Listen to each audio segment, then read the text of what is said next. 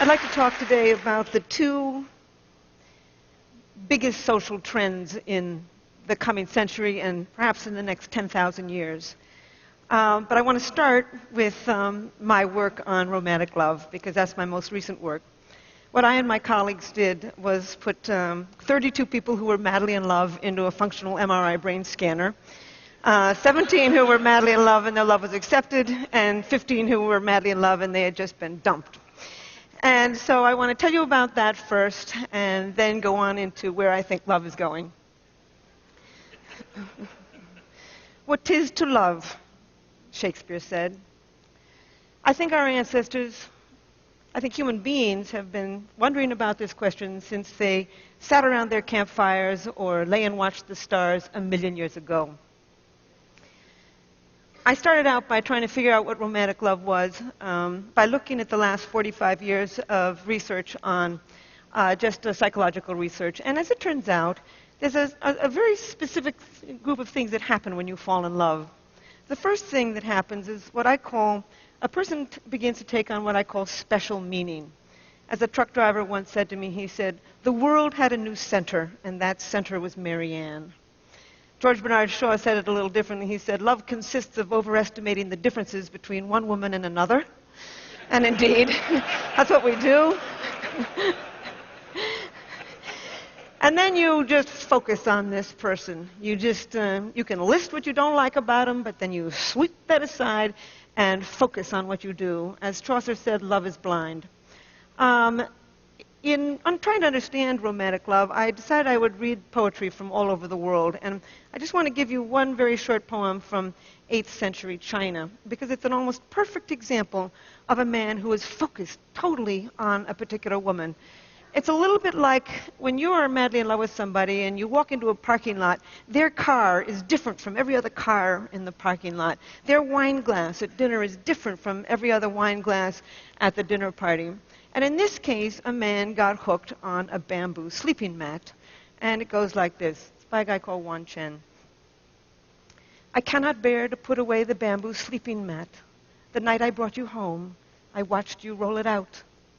He became hooked on a sleeping mat, probably because of elevated activity of dopamine in his brain, just like with you and me. But anyway, not only does this person take on special meaning, you focus your attention on them, you aggrandize them, but you have intense energy.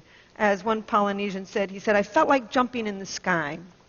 You're up all night, you're walking till dawn, you feel intense elation when things are going well, mood swings into horrible despair when things are going poorly, real dependence on this person. As one businessman in New York said to me, he said, "Anything she liked, I liked." Simple. Romantic love is very simple. You become extremely sexually possessive. You know, if you're just sleeping with somebody casually, you don't really care if they're sleeping with somebody else. But the moment you fall in love, you become extremely sexually possessive of them. I think that is a Darwinian, there's a Darwinian purpose to this. The whole point of this is to pull two people together strongly enough to begin to rear babies as a team. But the main characteristics of romantic love are craving, an intense craving to be with a particular person, not just sexually, but emotionally. You'd much rather, it would be nice to go to bed with them, but you want them to call you on the telephone, to invite you out, etc., to tell you that they love you. The other main characteristic is motivation. The motor in the brain begins to crank, and you want this person. And last but not least, it is an obsession. When I put these people in the machine, before I put them in the MRI machine, I would ask them all kinds of questions. But my most important question was always the same. It was, what percentage of the day and night do you think about this person? And indeed, they would say, all day, all night. I can never stop thinking about him or her. And then the very last question I would ask them, I would always have to work myself up to this question because I'm not a psychologist. I don't work with people in any kind of traumatic situation. And my final question was always the same. I would say, would you die for him or her? And indeed, these people would say yes, as if I had asked them to pass the salt. I was just staggered by it. So we scanned their brains, looking at a photograph of their sweetheart and looking at a neutral photograph with a distraction task in between, so we could look at the same brain when it was in that heightened state and when it was in a resting state. And we found activity in a lot of brain regions. In fact, one of the most important was a brain region that becomes active when you feel the rush of cocaine. And indeed, that's exactly what happens. I began to realize that romantic love is not an emotion. In fact, I had always thought it was a series of emotions from very high to very low. But actually, it's a drive. It comes from the motor of the mind, the wanting part of the mind, the craving part of the mind, the kind of part of the mind when you're reaching for that piece of chocolate, when you want to win that promotion at work, the motor of the brain. It's a drive.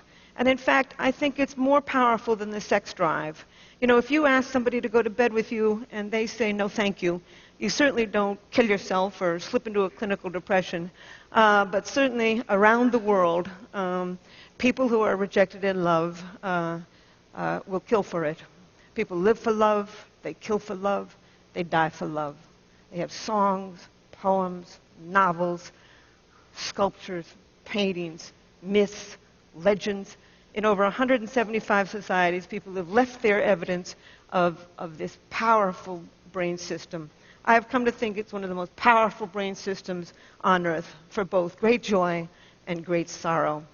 And I've also come to think that it's one of three basically different brain systems that evolved from mating and reproduction. One is the sex drive, the craving for sexual gratification. W.H. Auden called it an intolerable neural itch. And indeed, that's what it is. It keeps bothering you a little bit like being hungry. The second of these three brain systems is romantic love, that elation, obsession of early love. And the third brain system is attachment, that sense of calm and security you can feel for a long-term partner. And I think that the sex drive evolved to get you out there looking for a whole range of partners. You can feel it when you're just driving along in your car. It can be focused on nobody. I think romantic love evolved to enable you to focus your mating energy on just one individual at a time, thereby conserving mating time and energy. And I think that attachment, the third brain system, evolved to enable you to tolerate this human being at least long enough to raise a child together as a team.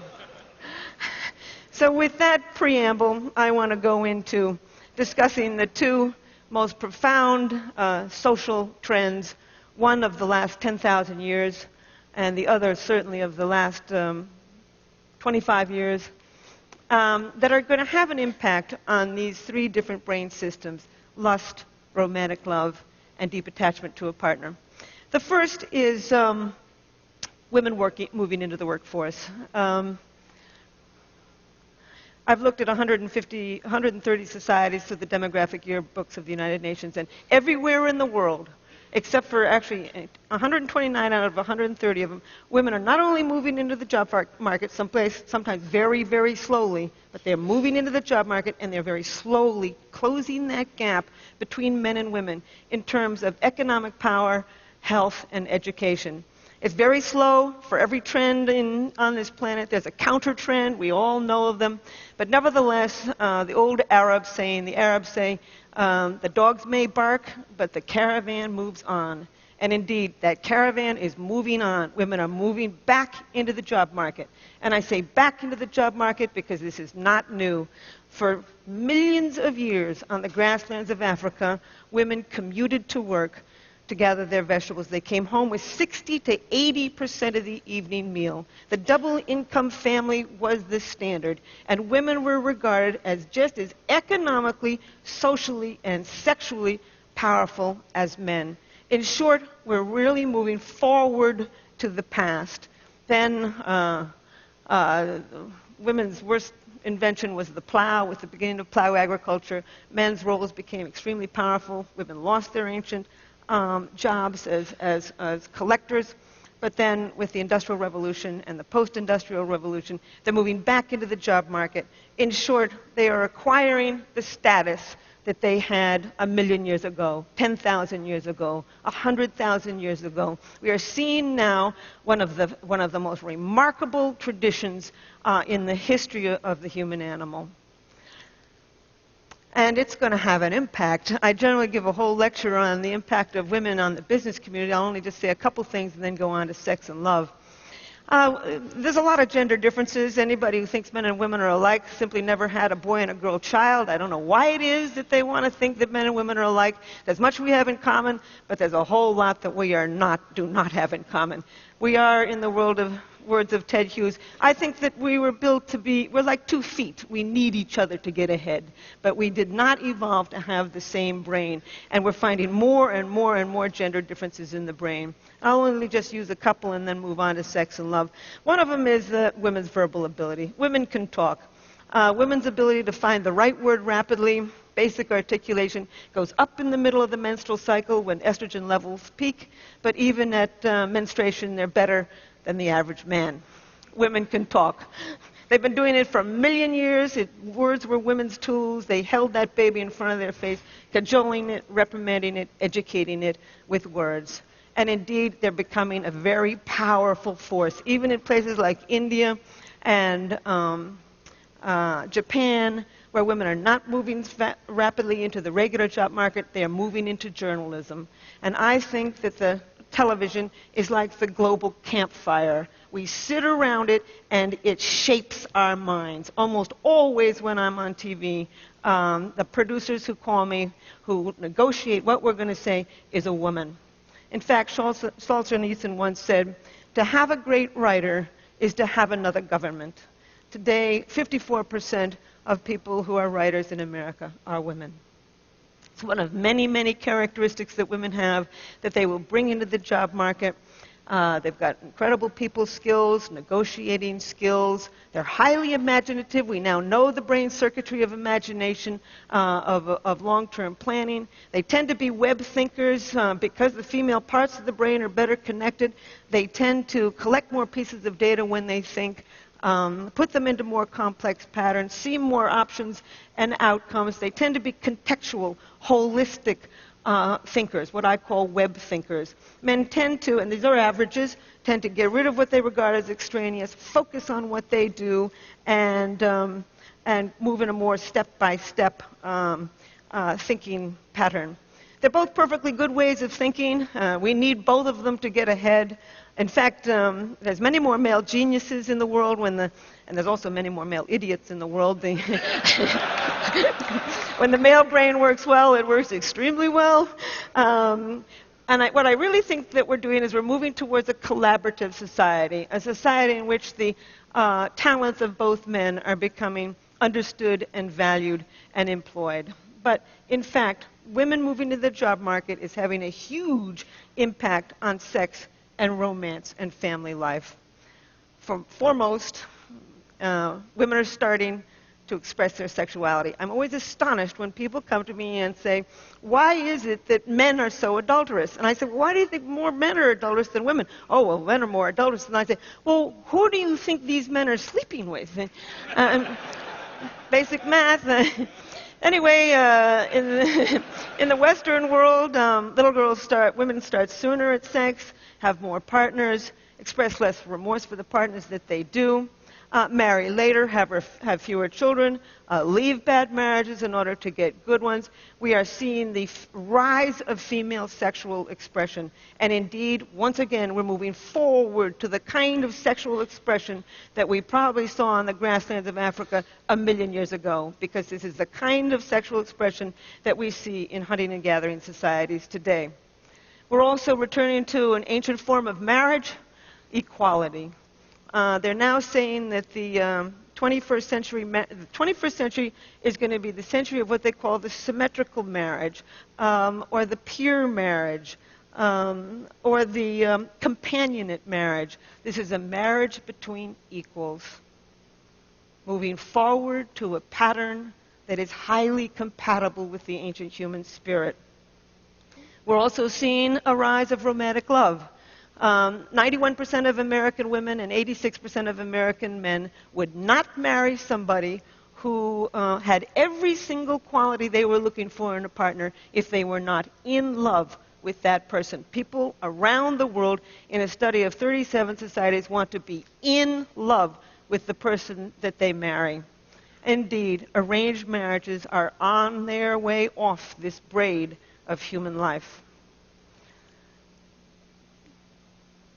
I even think that marriages might even become more stable because of a second great world trend. The first one being women moving into the job market. The second one being the aging world population. They're now saying that in America, that middle age should be regarded as up to age 85. Because in that highest age category of 76 to 85, only as much as 40% of people have nothing really wrong with them. So we're seeing this a real extension of middle age. And I looked, for one of my books, I looked at divorce data in 58 societies. And as it turns out, the older you get, the less likely you are to divorce. So the divorce rate right now is stable in America, and it's actually beginning to decline. It may decline some more.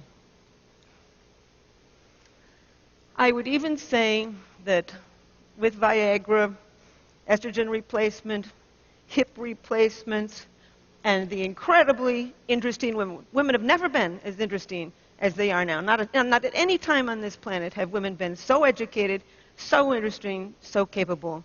And so I honestly think that if there really was ever a time in human evolution when we have the opportunity to make good marriages, that time is now.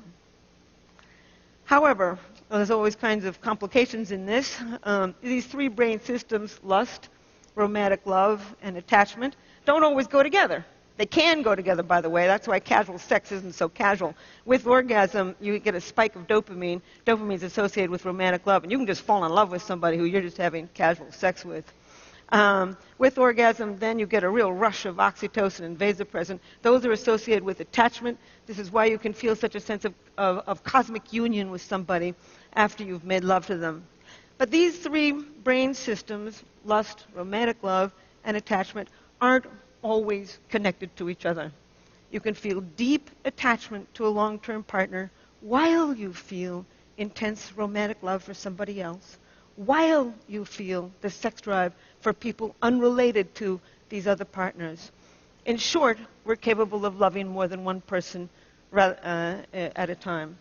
In fact, you can lie in bed at night and swing from deep feelings of attachment for one person to deep feelings of romantic love for somebody else. It's as if there's a committee meeting going on in your head as you are trying to decide what to do. So I don't think, honestly, we were an animal that was built to be happy. We were an animal that was built to reproduce. I think the happiness we find, we make. And I think, however, we can make good relationships with each other. So I want to conclude with two things. I want to conclude with a worry. I have a worry, and with a wonderful story. The worry is about antidepressants. Over 100 million prescriptions of antidepressants are written every year in the United States. And these drugs are going generic. They are seeping around the world.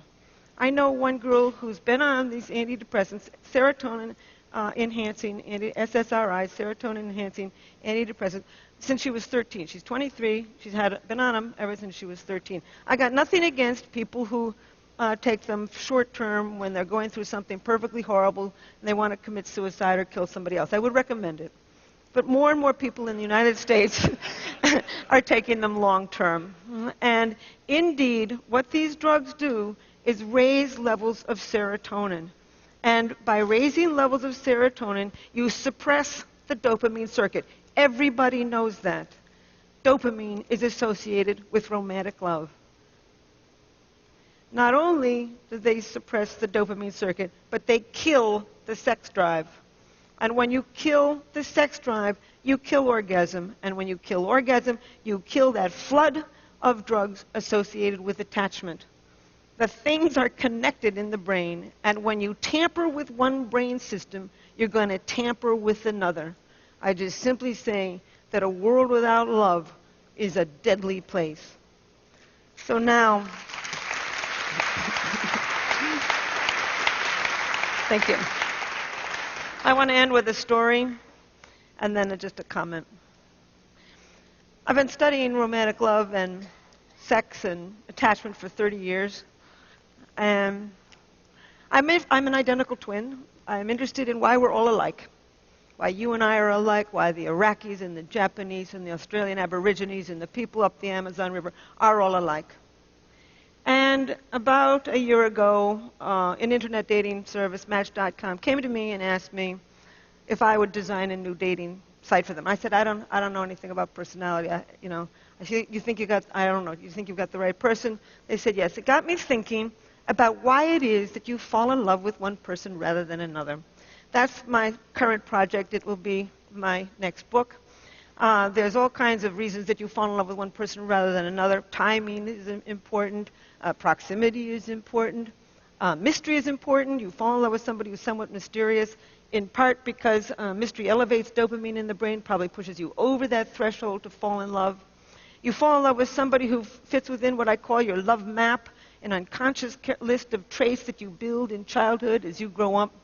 And I also think that you gravitate to certain people actually with somewhat complementary brain systems, and that's what I'm now contributing to this.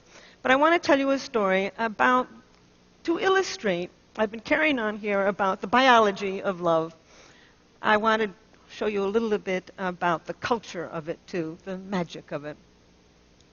It's a story that was told to me by somebody who had heard it just from probably a true story. It was a graduate student. I'm at Rutgers, and my two colleagues, Art Aaron is at SUNY Stony Brook. That's where we put our people in the MRI machine. And this graduate student was madly in love with another graduate student. And she was not in love with him. And they were all at a conference in Beijing. And he knew from our work that if you go and do something very novel with somebody, you can drive up the dopamine in the brain and perhaps trigger this brain system for romantic love. So he decided he'd put science to work, and he invited this girl to go off on a rickshaw ride with him. And sure enough, I've never been in one, but apparently they go all around the buses and the trucks, and it's crazy, and it's noisy, and it's exciting, and he figured this would drive up the dopamine, and she'd fall in love with him. So off they go, and she's squealing and squeezing him and laughing and having a wonderful time. An hour later, they get down off of the rickshaw, and she throws her hands up, and she says, "Wasn't that wonderful? And wasn't that rickshaw driver handsome?"